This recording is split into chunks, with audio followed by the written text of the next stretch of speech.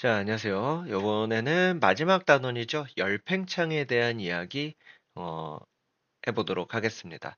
자, 그래서 이제 바로 이제 아래로 내려와 가지고 뭐 여러 가지 물질의 열팽창 이런 부분에 대해서 물과 에탄올의 열팽창 정도를 비교하는 그런 실험을 진행하는데 실제로 이 실험의 결과를 이제 다음 페이지에서 얘기를 해보면은 이 가열을 했을 때 일단 유리관 속의 액체의 높이가 높아지면서 부피가 팽창했다라는 걸 느낄 수가 있는데 이처럼 온도가 높아질 때 물체의 길이나 부피가 늘어나는 현상을 열팽창이라고 얘기합니다.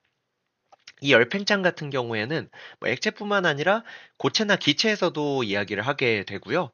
나타나게 되고 한편 같은 열량을 가하더라도 물과 에탄올이 늘어난 부피가 다릅니다. 이처럼 고체나 액체는 물질의 종류에 따라 열팽창하는 정도가 서로 다르다. 이렇게 지금 나와 있죠. 그래서 물질의 종류에 따라서 열팽창하는 정도가 다르다. 요거 좀 잘 기억해 주시면 좋겠고, 근데 여기서 주의하실 점, 고체와 액체의 경우에만 해당합니다. 기체는 제외해 주시면 되겠습니다. 요거는 이제 디테일한 설명은 생략을 할게요. 기체는 실제로 열팽창하는 정도가 물질마다 다르지 않습니다.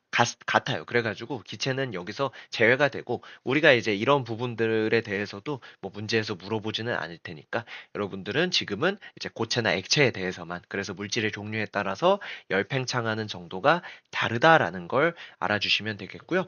일단 열팽창을 왜 하냐? 또 중요하겠죠, 그렇죠? 열팽창을 왜 하냐면 아래쪽에 있는 그림처럼 물질을 이루는 입자의 운동으로 설명을 할 수 있게 되고요. 온도가 낮을 때는 입자 운동이 활발하지 않습니다. 그래서 입자 사이의 거리가 비교적 가깝고요.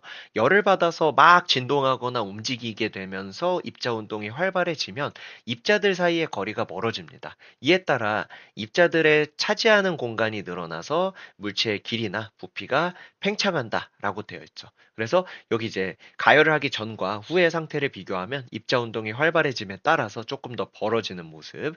여기도 마찬가지로 액체에서도 똑같이 가열을 해주게 되면 입자 운동이 활발해지면서 부피가 커지는 그런 모습을 우리가 볼 수 있게 됩니다. 그래서 이런 이유 때문에 열팽창이 일어난다라는 거 알아봐 주시면 될 것 같고요. 우리 또 열팽창을 어디에 이용하는지 또 이제 대표적 예시인 바이메탈에 대해서 얘기를 하죠. 전기다림이나 토스터 등 이제 사용하는 바이메탈은 열팽창 정도가 다른 두 금속을 붙여놨다라고 이야기합니다. 그래서 온도가 많이 올라가면요 한쪽으로 구부러져 가지고 전류를 차단해 온도를 조절하게 된다라는 거죠. 여기 지금 나와 있지만 온도가 낮을 때는 이렇게 이제 바이메탈이 휘어지지 않은 상태, 평평하게 펴져 있는 상태여서 이렇게 이제 회로가 연결돼서 전류가 흐르면서 다리미가 점점 뜨거워질 수 있게 해주는 거죠. 근데 다리미가 일정 이상 뜨거워지면 더 이상 온도가 올라갈 필요가 없겠죠. 더 온도가 올라가면은 다리미 할 때 옷이 타거나 하는 일이 발생할 수 있기 때문에 회로의 전류를 끊어줄 필요성이 있습니다. 그때 이 바이메탈이라고 하는 이런 이제 어, 부품을 사용하게 되는데 요 보시면 열팽창 정도가 큰 금속은 길이가 좀 더 많이 늘어나겠죠. 작은 금속은 상대적으로 길이가 덜 늘어나 가지고 근데 이 금속을 붙여놨기 때문에 이 열팽창 정도가 작은 쪽으로 휘어지게 됩니다. 이런 방식으로 우리가 이제 활용하게 될 수 있는 내용이 바이메탈이 되는 거죠. 그래서 한쪽으로 구부러진다는 건 열팽창 정도가 작은 쪽으로 휜다라고 이제 말씀을 드릴 수가 있겠습니다. 그죠? 그래서 여기 한쪽으로 온도가 올라갔을 때 한쪽이라는 건 작은 쪽으로 휜다. 이렇게 말씀을 드릴 수가 있겠고요. 그 다음에 이제 뒷페이지에도 나오지만 뭐 철도 레일이나 송유관, 건축물들을 만들 때 열팽창 고려해야 되고 여름에는 늘어나고 겨울에는 줄어들기 때문에 이런 것을 대비하지 않으면 사고가 생길 수 있다. 이런 얘기가 나오고 있습니다.